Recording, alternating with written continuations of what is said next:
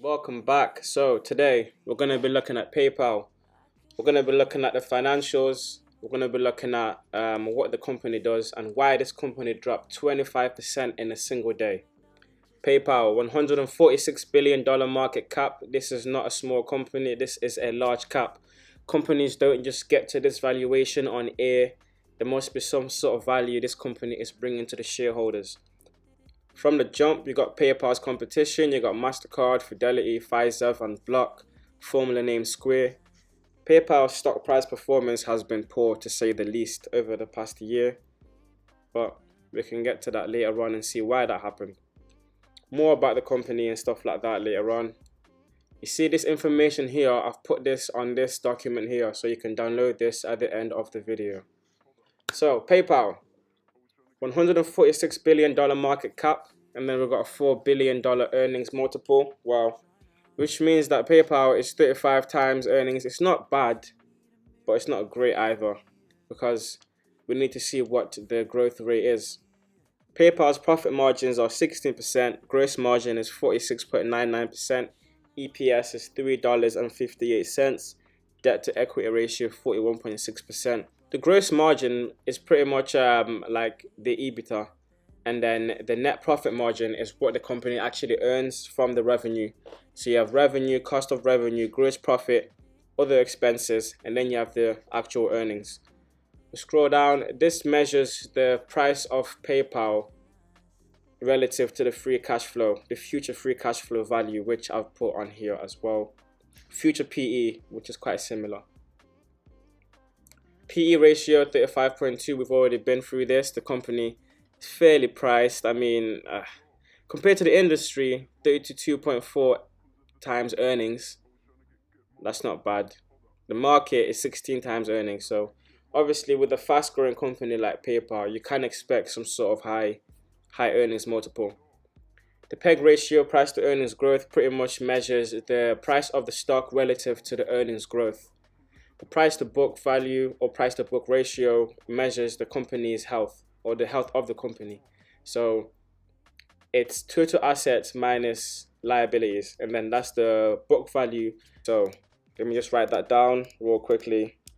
So to work out the price to book, to work out the book value, it's total assets minus total liabilities. And then to work out the price to book, it's market cap divided by book value. It's that simple. And then you want something around 2 to 3. But obviously, depending on the market, you can pretty much compare this to the industry. So the industry average is 4.1 times, and this is 6.8 times. So they've got a bit of debt on their balance sheet. Earnings and revenue growth forecast, as you can see, we're going to grow from 4 billion. We're actually going to lose money in 2022. We're going to go from 4 billion down to 3.786 billion. So expect this year to be a little bit choppy. I think that's why they dropped 25%, because the earnings outlook wasn't great. So as we can see here, it's not looking too good. And then we'll go from 3.786 billion and we're going to shoot all the way to 5 billion in 2023 and then 6.7 billion in 2024. So the best option for you is probably to buy this company in 2022 towards the end, probably in Q4. This is the earnings per share growth forecast. So as you can see, 2022 is not going to be a good year for PayPal. They forecast a loss of around what is this? So 3.16, probably like 2.2. Wow, that's almost a 30% loss, give or take, on the bottom line, as in like on the low side. On the high side, it's fairly unchanged. So, but we all know that PayPal is going to lose money this year. So the future return on equity is 21.9%. That's quite good, because you want a company that can return money to the shareholders. Scroll down, this is the past performance for PayPal. So the reason why PayPal had a high earnings multiple, almost double the industry, is because of this fast growth. So, and look at the profit margins, 12%, 13%, you know, it's growing. In fact, no, the profit 14%. They hit 14% in 2018. Keeps growing 15%, 13%. Obviously, COVID-19 Q1 2020 wasn't the best for PayPal, but then earnings just exploded with pandemic buyers and stuff like that. Scrolling down, okay, we got the return on equity for the past 5 years. Is it 5 years? Yeah. It's been 19.2%. It's quite good. Return on assets, 5.7%. This is quite low compared to the industry. Return on assets basically measures the company's efficiency of returning profits for the assets which they hold. So we're talking debt. We're talking real estate, if they have real estate. But PayPal is a fintech company, so they don't have any real estate. It's more time just the debt. Financial health, like I said, all of this is on here as well, so you'll be able to look at it in detail and see it for yourself. PayPal has reduced, no it hasn't. PayPal has increased its debt over time, but the equity is improving as well. So yeah, I mean, like, I think this is why the debt to equity ratio is quite high, because it's been going up over time, but we'll find out why. Scrolling down, we've got the balance sheet. So we've got $9 billion in debt, but PayPal is quite positioned to weather any sort of storms like this. PayPal does not pay a dividend. I do not expect them to. You see, like, most of the time, companies will pay dividends when they become a large company, or when they want to return money to shareholders. Most of the time, companies that pay dividends don't have that much growth, so the only way to attract investors is to pay out dividend payments. Scrolling down, we have the management, and this pretty much tells us about the salary, but it's important, but it's not as important compared to the actual company fundamentals. Scrolling down, we have the shareholders for PayPal. So the top shareholder for PayPal is Vanguard. We got BlackRock, State Street Global Advisors, FMR LLC, Capital Research Management, and so on. And we got T. Rowe Price as well.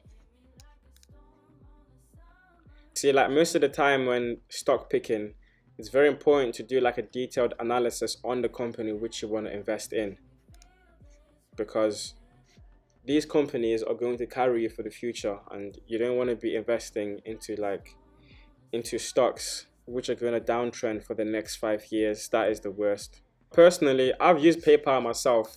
It's a very good company. I use it to send and receive payments abroad. I've never used it for crypto though, but I believe PayPal will be a good investment moving forward, especially with the sharp decline as well. I mean, like, 25% in a single day. Like, this is quite shocking. So, PayPal. This says Nvidia. Let me just change this to PayPal.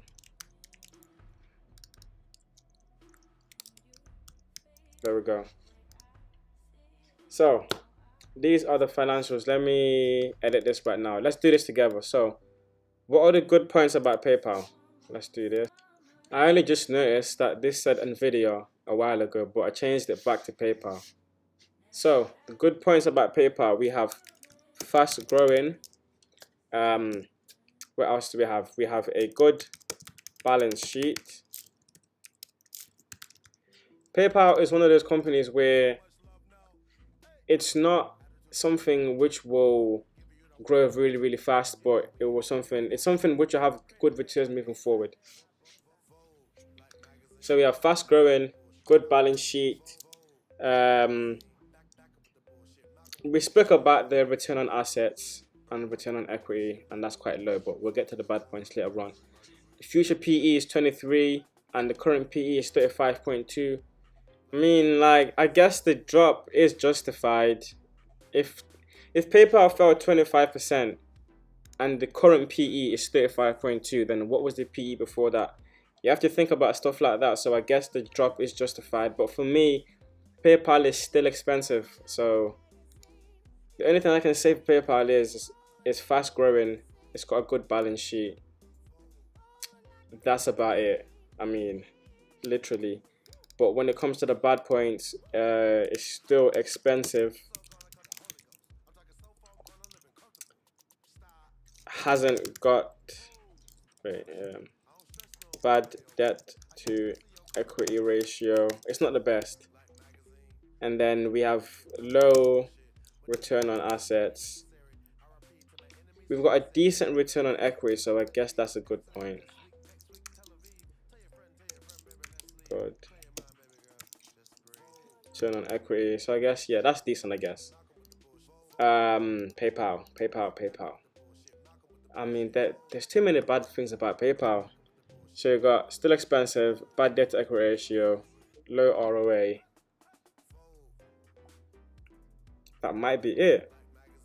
They don't pay dividend, but apart from the fact that it's gonna lose money this year, I don't see PayPal as a bad investment. EPS loss in 2022. So PayPal is not a bad investment, it's just still expensive. So me personally, if I want to buy PayPal, so let's just work this out here together. If we scroll down to the current earnings are 4 billion and it's at 35 times earnings multiple. If I want to buy PayPal in 2024, if I give it a 30 times earnings multiple, market cap should be about 180 billion. The current market cap is 150-ish billion. So that will give me a 20-ish% gain from now until 2024. And I don't think that's viable. Like, I would personally rather wait until this company dropped till about 120 billion, even 110 billion, so that you can get more returns. If this company ends up not falling to that level, then there's many other companies on the stock market which you can buy, which will give you that same growth. So that's it, guys. Conclusion, PayPal is still expensive. I would wait for it to fall probably about 20% from current levels if you want good returns. Yeah. Apart from that, we'll see you guys next time.